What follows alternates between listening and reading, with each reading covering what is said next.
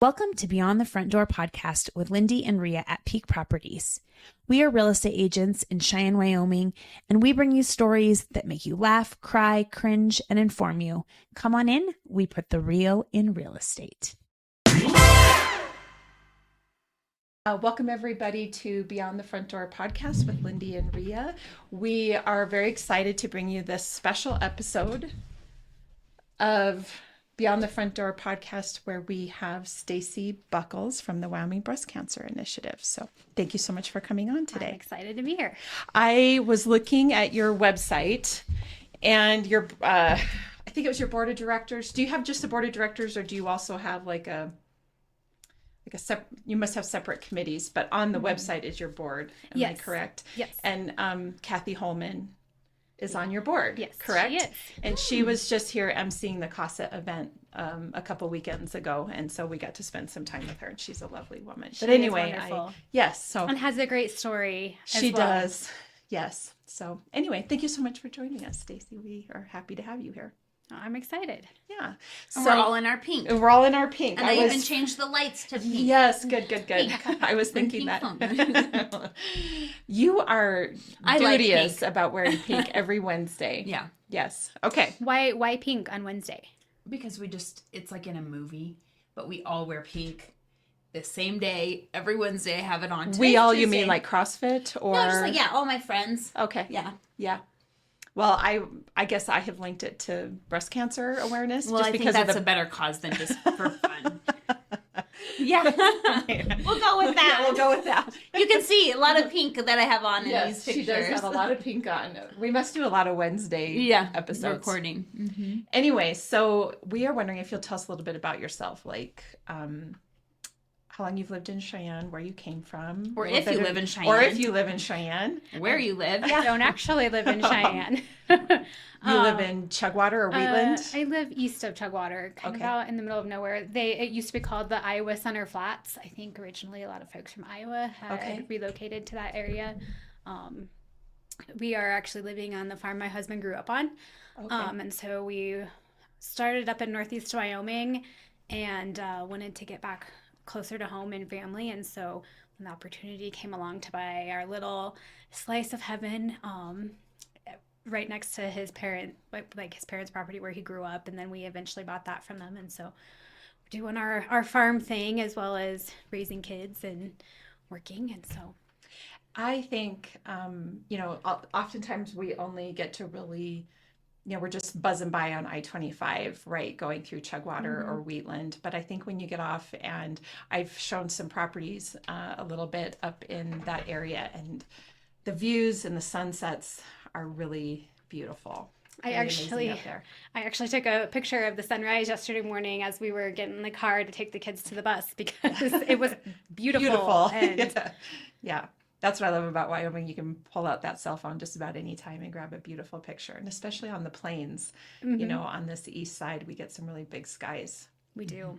So are you from Wyoming? You're from northeast Wyoming. Not originally. Okay. I grew up in western Nebraska, Potter, just right on the interstate as you head east.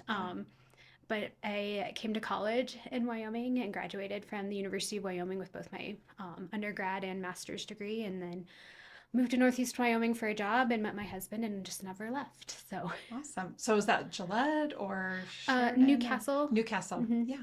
Lovely. He's an ag teacher, and he was teaching in Upton, and I was working in extension at the time as the 4-H person. 4-H, yeah, that's what I was going to say. Cool. Yeah, that's awesome. Well, it makes sense then that you've landed on a little farm outside of Chugwater. Absolutely. So what were you doing before you started with the Wyoming Breast Cancer Initiative? The same thing. I was working in extension with the 4-H programs. Yep. When I had the opportunity to transfer to Platte County when my son was born, and so we took the move, and my husband kind of bounced around for a few different jobs, and then he's landed in Yoder as the ag teacher now. So he's teaching in Southeast. Wonderful. So how long have you been with the Wyoming Breast Cancer Initiative? Since January. Oh, yes. So you're brand new. Yes. And awesome. Well, what brought you to that? What pulled on your heart for that? I think breast cancer touches everyone in some way. because 1 in 8 women will be diagnosed with breast cancer within their lifetime. And 1 in 8. 1 in 8. Okay. And so I think that it really does touch almost everyone somehow. One of my mentors and just one of very influential women in my life has lost her battle to breast cancer. And so I think her story, along with, I have an aunt who is also a survivor and just one of the toughest women I know. And so I just think like their stories inspire me. And I think it's really important work. And it was a new challenge, and I was really looking forward to a new challenge. Yes, absolutely. Well, so I guess, like I was telling you before we got started, usually the thing that I like to do is get online and take a look at some of the statistics around this. And I just didn't get a chance to do that today, but I'm assuming you came armed with all of that. So what are some things that you want women to know as we're considering breast health and taking care of ourselves? I think the main thing I want women to know, and men, because it's a disease that affects men, not as often, it's more rare, but it does affect men as well, is that the earlier we catch it, the more treatable it is. Early detection saves lives more often than not. In fact, early detection, you're 20 to 40% more likely to be able to treat the disease and move forward with your life than if you wait until later. And so I think that's really important. And then I think the other thing that I would really like to stress is some of the statistics in Wyoming are a little alarming. We rank 50th in the nation as far as screening rates, which 50th in the nation. Which meaning we're like not getting the screenings, right? Yes. Yikes. Which is alarming, but that we're doing our best to kind of move that needle. And I don't think it's for any other reason, but Wyoming is kind of a healthcare desert, and it's rural, and so it's really hard to access can be a little hard. Some of those things, especially when you're in some of those fringe communities or outlying communities. But there is hope, and we're doing our best to combat that.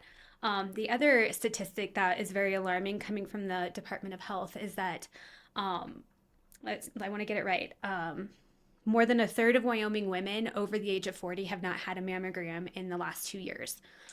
And so the recommendation is starting at age 40 to get your regular mammogram and screening. That's what I was wondering. What is the age typically? It's 40 is when 40. Insurance will start paying for it, or I believe so. And that's when most healthcare providers and whatnot will start recommending getting it. And right now the recommendation is every 2 years. If you have some of the higher risk factors, and especially after the age of 50, that might increase to annually. But definitely by the age of 50, start getting that mammogram if you're not already doing it by the age of 40. But you can, and so if you're looking to get a mammogram done, you can go. You do not need a referral. Do you need a referral necessarily to get a mammogram? It depends on the healthcare facility. Most facilities now are taking self-referrals, which means if you feel like you need to have it, you can make your appointment and go in and do it. Okay. Some facilities require referrals, and actually if you're wanting to know which ones require referrals and which ones don't, the Wyoming Cancer Program has a great page on their website that kind of lists all the different imaging centers in the state and if they require referrals and which ones don't. Many of them don't. I was thinking because I feel like there's a lot of like breast cancer screenings where they really push, I'm guessing maybe even in October or whatever months, where they're really putting out a campaign and asking women just to get in and check your breast to see. Yep. So it doesn't necessarily need a referral. Not necessarily, but we also have entered in a partnership and a mini grant with the Insta Clinic. So if you are needing a referral and you don't have a regular healthcare provider you see, you can go through Insta Clinic, and she can, their doctors can help get you that referral so that you can get your mammogram. So there are some resources out there to help. So what are some symptoms women should be looking for if they maybe haven't reached the age of 40, or maybe they have and they just haven't gotten in yet, but they're maybe like, what are some maybe immediate things that they could be looking for? Well, obviously your self-exams, checking every month if something feels weird or off, or if you're feeling some of that denser tissue, any kind of lump, definitely get that checked out. But things like dimpling, discoloration, inverted nipples, anything like that, discharge, That's unusual unusual or different. And like, you know your body the best. So if it just feels off or weird, be safe, get it checked out, have that peace of mind. So I'm going to be cheeky for just a minute and say that I think some women figure out they have something wrong with one of their breasts because their husband finds it. Right? Yeah, our husbands may know them better than we do, but I'm just being a little cheeky. But I think that I have thought about self-breast exams, and the thing that I always wonder about, like, I know how to do a self-breast exam, but I don't remember the time of the month you're supposed to do it. Is it right after your menstrual period, or isn't there a certain time within I don't the know. cycle? I thought it was just whenever you're Whenever? in the shower. I thought there was a time that was better to Or do it laying versus down. I don't. Well, can you do it? Is it okay to do it laying down? Do you know? Or Most OBs will do it when you're laying down, right? that's true. I always think in the shower. Yeah, because I think I think that's why, because you just, when we were growing up, that was what they told you to do. It helped you remember when to do it. You're in the shower. You're in the shower. You're already naked. You're already naked. Like, Yeah. that's when you should do it. So maybe that's why we got where we got shower. And I mean, laying down, that like they want you to put your Put your hand above your head. Mhm. Yeah. So Yeah. laying down would be fine too. Get vulnerable. I had my first mammogram just like a couple months ago. Oh, really? So I am 43, and then my friends found out that I didn't do it. And so good, healthy peer pressure. They were real mad at me. Yeah. So I did. Fabulous. And guess what? Great friends. I did. Great good friends. friends. Yes. Yeah. I did it. It did not hurt. Like, I was so worried it was going to hurt. It didn't hurt. It's just a little uncomfortable, but yeah. And I have like no boobs. So I thought it was really going to hurt because I thought they would have to like try to get your boob in there. I don't know, but it didn't hurt. Well, it's just interesting to think see if- your boob take a different shape. Yeah. Machine. Flatten it. Flatten it. Yes. So yeah, it wasn't nearly as scary as I thought it was going to be. No. And I think the technology continues to get better and more comfortable. And as more women like, oh, I have to go do this and it's going to hurt and it's uncomfortable. I think that the machines and everything just gets a little bit better. The Yeah, technicians that's what get maybe a I little was bit better at their trade. And so I think all the women that I've ever that have been, is there a particular name of the person that conducts the mammogram? Like a Kind of like, you know, the position? ultrasound tech. So Yeah, maybe yeah, it's a mammogram tech. Or yes, and the name is escaping me at the moment. okay. Yeah. But I think every woman that because I've had several over the course of my life, mainly because I have a little clump of tissues on my right breast it's just tissues is all it is. There's nothing, but every time I have a mammogram, it always gets flagged. And so so I've had several, and all the women have been very loving and very supportive. And I think another key is for everything to be warm, for the machine to be warm, for the Not cold. yeah, and then literally and figuratively. So then, of course, then the tech that's very loving and warm, Right. makes the whole experience better. So anyway, statistically, where is breast cancer at, like in terms of mortality rates? Do you know those things? Like, where are we at in terms of It's like It probably just depends on when Well, you you- catch it. it really depends on when you catch it. I like I don't know that I have that one on my. That's okay. I'm gonna look it up. However, the earlier you catch, the more treatable it is. Yes. And it also, there are many different varieties, for lack of a better term. And so depending on what you have may make it a little bit more treatable or less treatable, or depending on. So in Wyoming in 2019, female breast cancer was the second most common cancer diagnosis in Wyoming, and it's also the second leading cause of cancer-related death between 2015 and 2019. But despite all that, we're actually overall lower than the national average. So it's interesting if we're not getting as many mammograms, but we're actually lower. And I wonder too, sometimes, I guess I don't know enough. I wish I'd have checked into this a little bit, but in terms of lifestyle choices, some of the things that can contribute to breast cancer. Yeah, so I more of your normal things like age, obviously. Over 50, it's higher likelihood. But other things like family history and genetics, especially if you have the BRCA1 or 2 genetic mutations, those are really high indicators of potential diagnosis later on down the road. And also things like early menstruation, late menopause, hormone replacement therapies, anything like that, or lifestyle factors, even smoking, alcohol use, exercise, things like that, all contribute to that whole life health, right? But also risk factors for breast cancer. Sure. Inflammation is our enemy, I think. Yes. Something we're fighting all the time with exercise and diet. But even if you do everything perfectly, it doesn't mean that you're not, potentially at risk. And cancer doesn't discriminate. No, No, it doesn't. My husband and I were just saying that someone really rich got cancer, and he was like, "See, it doesn't even matter. Yeah, whether you have money or have not, money, whether you're you could perfectly have all the healthy or not." things. Yep. So to reinforce what you're saying, the American Cancer Society recommends that women aged 40 to 44 can start their annual mammograms. Women 45 to 54 should get them annually, and women 55 and older can choose every other year or continual annual screening. I think I read somewhere that if you get breast cancer when you're younger, it's more likely to be more aggressive, and when you get older, less aggressive. Am I right in that, or am I think it really is just dependent on the person and your body. Yeah. So what are some things that you're doing here in the month of October to bring awareness and honor the ones that have fought the battle? We have got a lot going on in October, and it seems like we keep adding things to the calendar as we hear about them, which is fantastic. I really love it. A few things that we have going on. We have a Cups for Cups initiative that we partner with coffee shops in the state.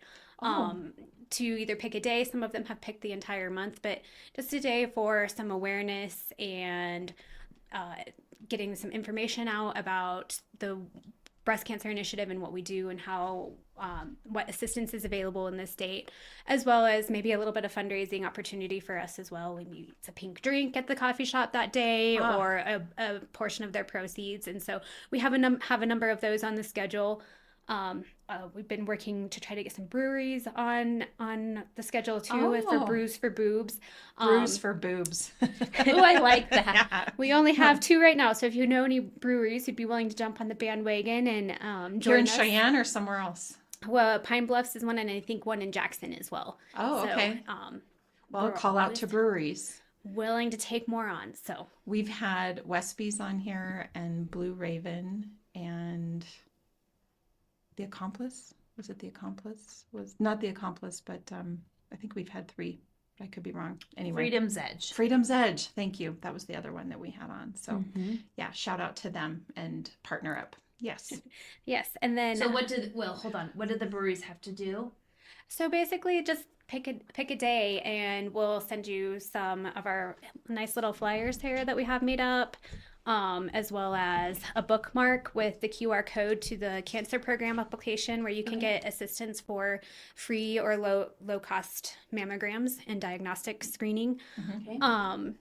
As well as like if you'd be willing to help do a little bit of fundraising, and like I said, pick us maybe a drink that night or just a percentage of your sales. Yeah, sure. Yeah, or maybe just even a donation bucket. Mm-hmm.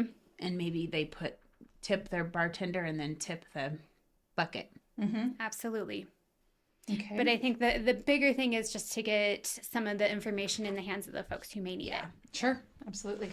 Okay. And what then else you got? We'll have our annual Bras with a Cause event in Laramie on October 8th. We've got some really fun bras designed already. Our theme is Lights, Camera, Action, Bras of Fame. And so this whole Hollywood theme, and we've got Marilyn Monroe bra and some Great Gatsby, Pretty in Pink. So lots of different fun, creative ways. What do you do? Do you auction them or you model them? Or Great question.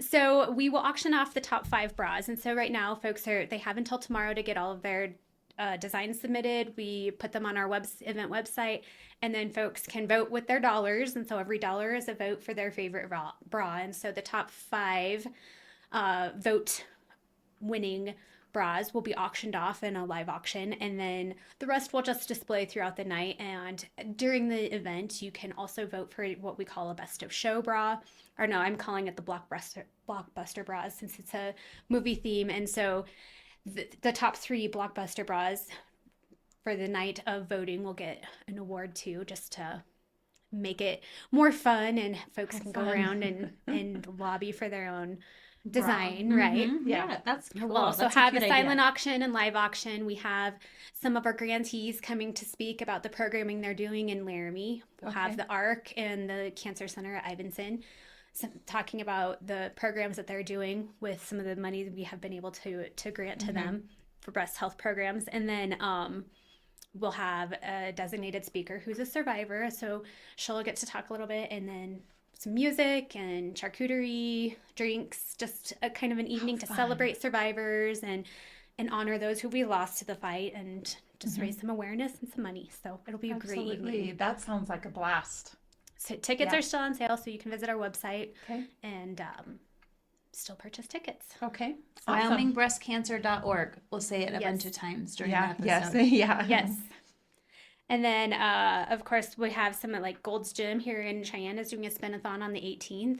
In Casper, Natrona County of Public Health and Casper Medical Imaging have partnered to do a brunch and breast health event. And then along with the hockey team there, they're doing a Pink the Rink event. And all proceeds will come back to the breast cancer initiative. There's the Rock the Ribbon event, which is a musical bingo event at Aspen Medical Center is hosting to do some free screening and just fun, get folks out and talking about it. On October 22nd, Weston County Health is doing a ladies' night for screening and whatnot after hours on the 22nd as well. R&B Breakfast Club is hosting a Burritos for Boobies event at the end of October. I love it. Anything with B. And then we've done it at our gym. We've done barbells for boobies. Oh, there you go. Yeah. Yeah. Perfect. Which, by the way, when you strengthen those pecs, you actually make your boobs a little bit bigger, right? You can actually hopefully. Yeah. in the healthy ways. Right. Yes. Anyway, go ahead. And then we have another ribbon run on the schedule that we didn't have in the summer, but we have a ribbon run in Glendo at the end of the month on the 25th.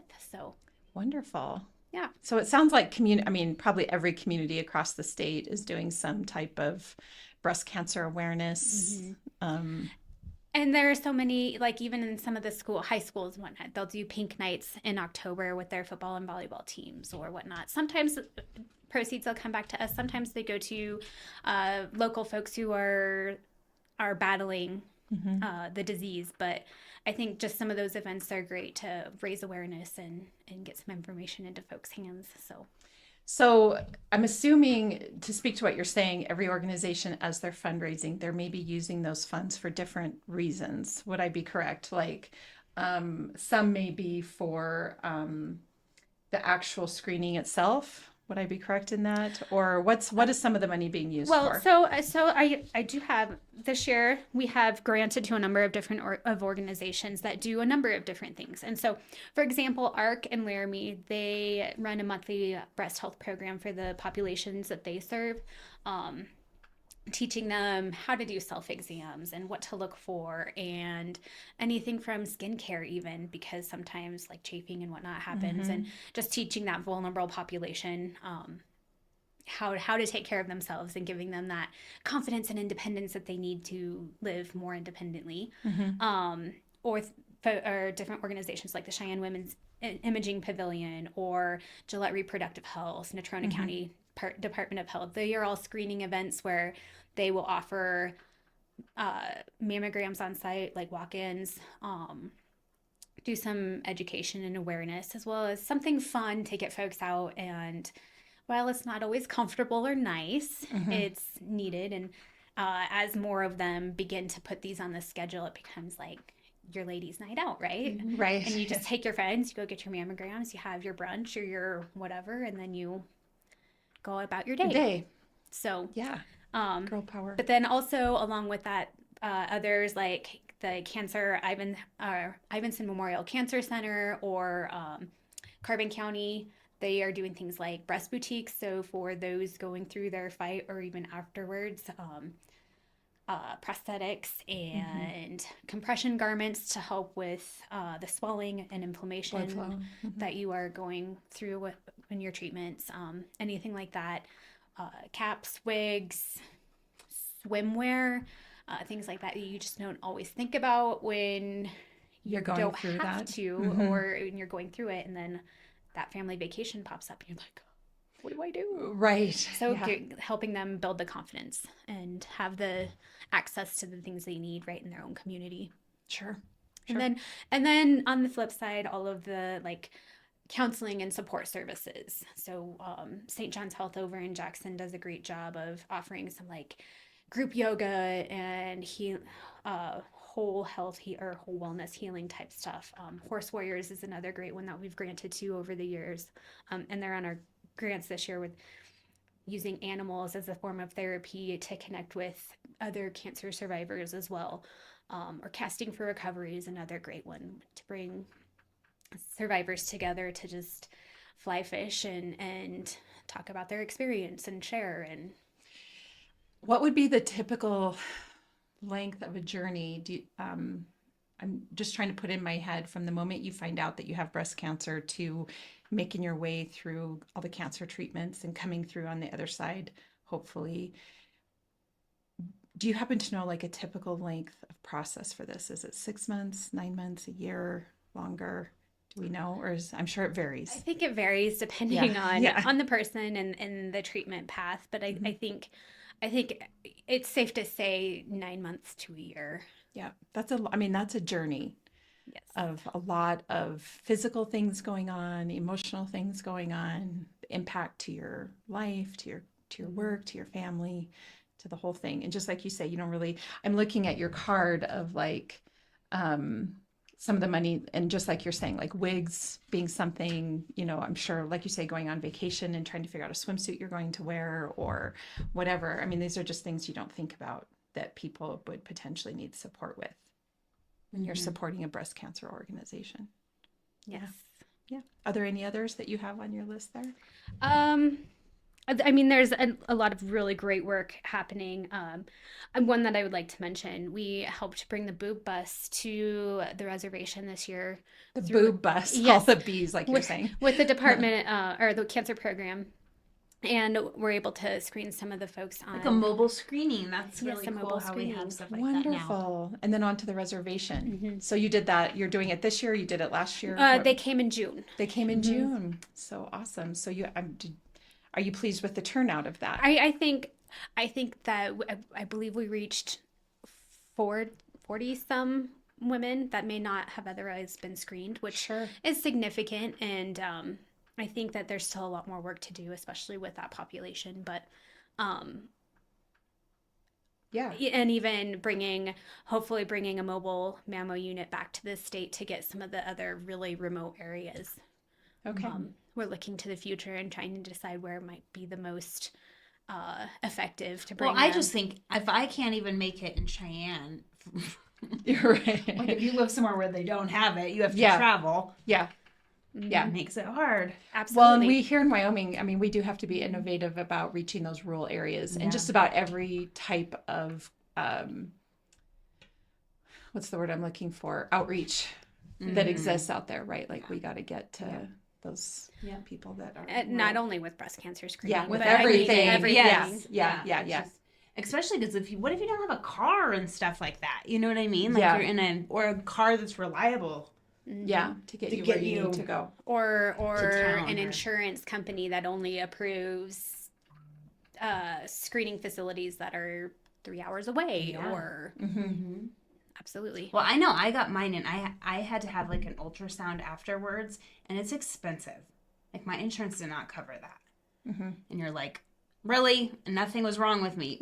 I know I had to do it, but well, I think I have money to pay for it and I didn't want to pay for it. Yeah. Well, so that's where our partnership with the cancer program is huge.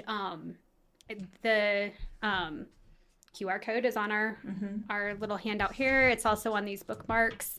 It takes you directly to the cancer program application process. And then if it's covered by the state and federal funding, great. If it's not, our funding covers covers it to offer free and low cost screenings, diagnostic tests, everything up to your diagnosis. So if you need assistance, it's there. And I would say too, to advocate for yourself. I think I hear that from anybody that's been on any kind of healthcare journey, that if you think there's something wrong, reach out for help. And if you're not getting the assistance that you think you need, keep fighting, keep looking, keep calling, keep trying. Ask people how you can fight for what, I hear it all the time. And I actually ran into this situation with somebody earlier this year who was, she had a lot of physical changes going on with one of her breasts and just was struggling to get the immediate help. People really to get to pay attention. And I'm sure, and I'm not saying this to call out doctors, but I think, the medical system sees a lot of people in a specific day. And while I know that they all care about their patients, they don't know you as well as you know you. And if you don't think that your needs got met in your first try in terms of attempting to address something going on, keep fighting, keep climbing, keep looking for the resources to get to the answers to find out what's going on. It took my friend a couple of months to, essentially assert herself and make those things happen to eventually get to the answer. So I guess I just want to empower women that if you run into one person or one doctor that says, there's nothing wrong, but you believe there is, or you're concerned and you're the one living inside your body, you know what's going on, keep fighting, keep looking for the help that you need, because nobody else is going to, you have to advocate for yourself. It's just how it is. Well, and I get so amazed at how insurance is so backwards sometimes. Like, why do they not want to pay for more preventative things? I know. It's so frustrating. It's like, well, you want us to all have cancer and not know, okay, that doesn't make a lot of sense. Same thing with men's health and everything, Yeah. You have to, I thought you had to have a referral. So I think that's probably, but I think I knew you could go find a community event and there might be a where you could go get a mammogram. But maybe maybe some people think that. Many of the community events that are happening, especially in the month of October, the cancer program has somebody there to do pre-approvals so that you can get your screening mammogram done, and providers know they will get paid for that. Yeah. Okay. I see. That's nice. Yeah. Yeah, that is nice. Well, I would love to just do a shout out to a friend of mine that is a breast cancer survivor. Her name is Lee Johnson Worsley. She's up in Gillette, and she's a big part of the Gillette Pink. And I have my shirt on.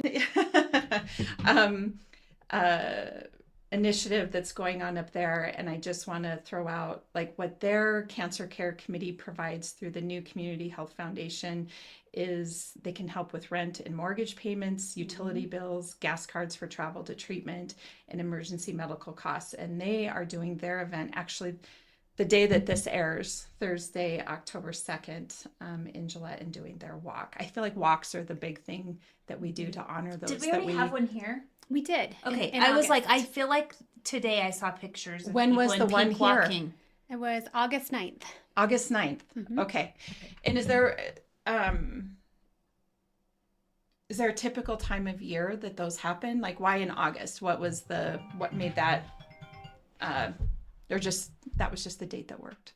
I think that was just the date that worked. and okay. and since WBCI started in 2016, and that's kind of been their annual event. I think they picked August because the weather tends to be nicer in August than it does in the unpredictable October. Yeah.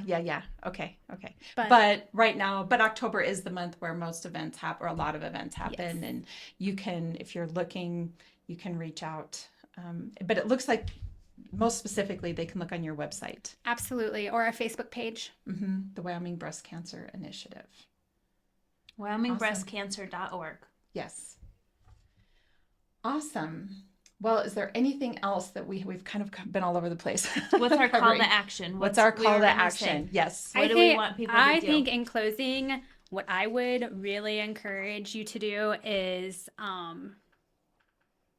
schedule that screening and don't cancel. Yeah. Because I know, especially as a busy mom, things like that can kind of fall to the back burner in my life as well. And so something comes up and I have to cancel and I'm like, yeah, I'll figure it out. I'll reschedule it later, but actually do that or don't cancel. Get it done. I like to say, like, give yourself that gift in your birthday month. Maybe you don't do it on your birthday, but in your birthday month, make sure that you have that scheduled and you get it taken care of, so that then you have a peace of mind and you just know for the next year that everything's good. But start getting that mammogram at age 40, because early detection saves lives. And then, of course, do your self-exams every month. And if something feels off or weird or different, even if it's somebody else, like your spouse, figuring or partner figuring that out, get it checked out. You know your body the best. Yep. And then advocate for yourself. You know, get in there and get what you need figured out. Yes.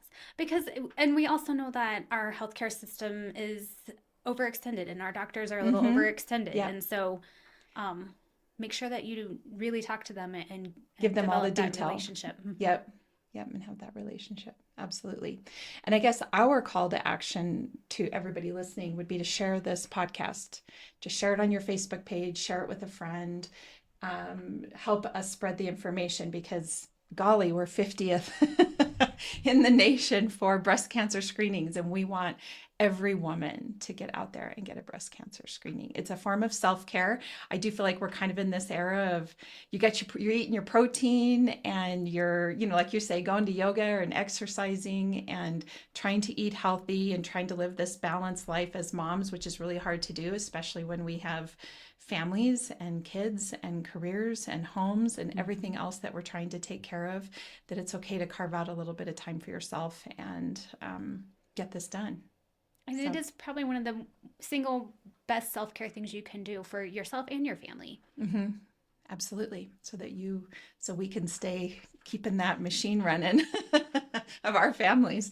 And I like the idea of maybe just associating your breast cancer exam with your birthday month or a specific month that is important to you. It's funny how you get sort of taught things over the course of your life. And there was a woman that I was friends with a long time ago, and this is completely different, but she used to tell me, every year, the month of your anniversary, go in and get your wedding ring checked. And because your prongs on your wedding ring, you know, they get weak. And so it's just a good routine to every year in the month of your anniversary, take your wedding ring in and get it checked and make sure that all the prongs are there and everything stays the same. And since she told me that, that's what I do. I go and get my ring checked every November because that's when my anniversary is. So I think it makes sense to then attach your breast cancer screening to something else, right? That just is a good reminder and to keep you moving forward. Because we all know you say, oh, I did it a year ago. And then you look and you're like, oh, crap. It's been 3 years. 3. Exactly. Our sense of time is just so messed up sometimes. And it seems like it just goes faster and faster. You're like, I blinked and school started already. And I was like, wait a minute, how are both my kids in school now? Like, yeah. It just happened. Absolutely. Exactly. Now, I feel like a big part of breast cancer awareness is this bright pink that we're all wearing and merchandise that goes along with it. Is there anybody, do you guys sell merchandise? How does that work? We do sell merchandise. Okay. Right now it's just on our Pink Ribbon Run website. Okay. But you can go online and find it there. Okay. And I'm hoping to get the store up and running soon. So. Okay. So people can go on there and buy right now? The Pink Ribbon store? Just look at our Pink Ribbon Run. Run event site. It has all of our merchandise. And... Okay. Because I was thinking to myself on my way here, I'm like, I need a hat. We like to wear baseball caps a lot, and I don't have a pink one, so I maybe need to do and that. ours is not pink, it's white, but it has a pink on it. It's okay. It's totally fine. Anyway, well, thank you so much for coming on and sharing this information and helping us spread the word. And hopefully maybe, you know, with time, Wyoming can continue to change those stats. And move the needle. Like I said, I think the great thing is, like, while we may be lowest on screenings, our survival rates are very high. So sure, we're good. Getting in early. We Good. Just need to do better at the screening part. Which I just think women in general, it's a self-care thing that we have to prioritize. So anyway, okay, so really quickly to wrap up, just to keep you in line with every other guest we have on here. You're from Chugwater. What is your favorite thing about this area of the state? If it's Cheyenne or Chugwater, what do you like about living in Wyoming?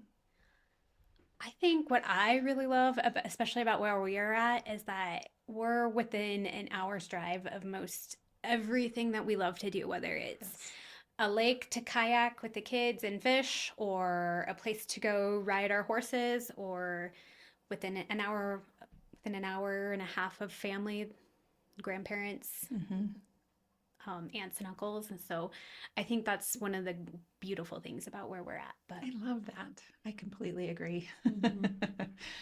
All right. I ask everyone a real estate question since we're real estate agents, but if you could buy real estate anywhere in the world, where would it be and why, and what would you buy? And money's no object. You're just rich. who? I don't know. I'm not sure I would go much farther away than where we're at. But I would really, really, really like to have some of the things that we don't have yet.